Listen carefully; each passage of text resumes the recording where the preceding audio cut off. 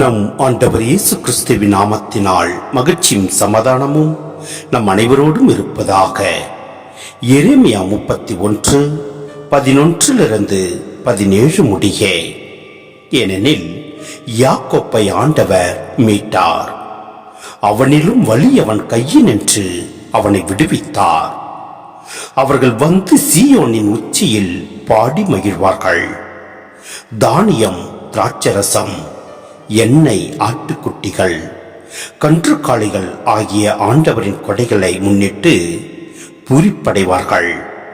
அவர்களது வாழ்க்கை நீர்வளமிக்க தோட்டம் போல் இருக்கும்.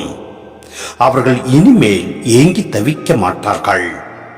அப்பொழுது கன்னிப் பெண்கள் நடனமாடி களித்திருப்பர். அவ்வாறே இளைஞர் முதியோரும் மகிழ்ந்திருப்பர். அவருடைய அழுகையை நான் மகிழ்ச்சியாக மாற்றுவேன். அவர்களுக்கு ஆறுதல் அளிப்பேன். துன்பத்திற்கு பதிலாக இன்பத்தை அருள்வேன்.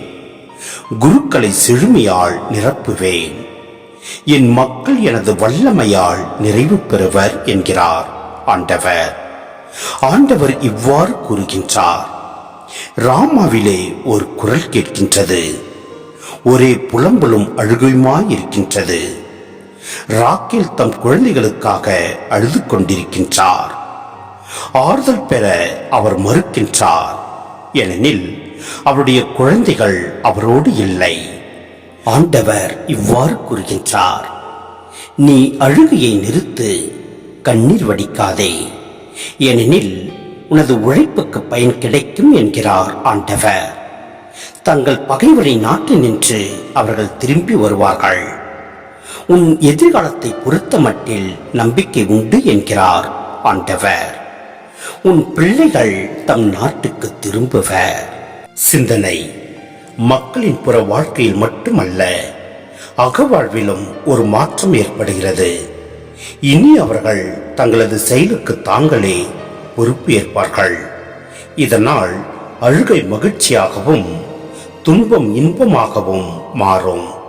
மேலும் சோர்ந்த உள்ளங்களுக்கு புத்துயிரும் வாடிய நெஞ்சங்களுக்கு நிறைவும் கிடைக்கும். மக்களின் மனமாற்றம் கடவுளின் மனதையும் மாற்றுகிறது.